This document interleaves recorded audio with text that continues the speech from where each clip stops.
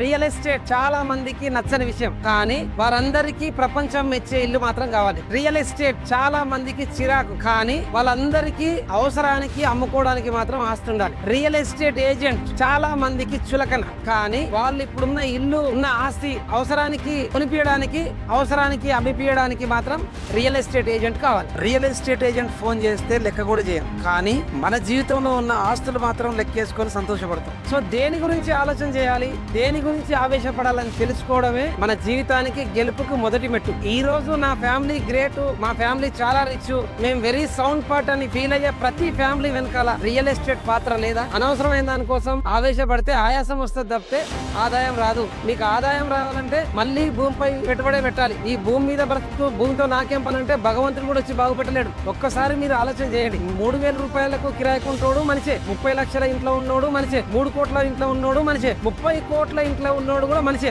So వీళ్ళందరూ మనుషులు సమానం అన్నప్పుడు విలువ కూడా సమానం ఉండాలిగా. ఎందుకంటే 30 కోట్ల ఇంట్లో ఉండే వాళ్ళు భవిష్యత్తుని దృష్టిలో పెట్టుకొని ముందే భూమిని నమ్మి ఇన్వెస్ట్ చేసారు కనుక ఆ భూమి విలువ పెరిగింది కనుక ఆ మనిషి విలువ పెరిగింది. మనుషులందరూ సమానమే. మీరు విలువల కోసం లెక్క చేయడం కోసం పరితపించకండి, బాధపడకండి. మీరు ప్లాట్ కొనుక్కోండి, ఖచ్చితంగా మీ విలువ పెరుగుతుంది. నాకు రియల్ లైఫ్ లో స్టేటస్ లేదు, నన్ను ఎవరు లెక్క చేస్తలేరని బాధపడే కంటే భూమి నమ్ముకొని రియల్ ఎస్టేట్ నమ్ముకొని ఇన్వెస్ట్ చేయండి. It is not about real estate, it is all about your real status.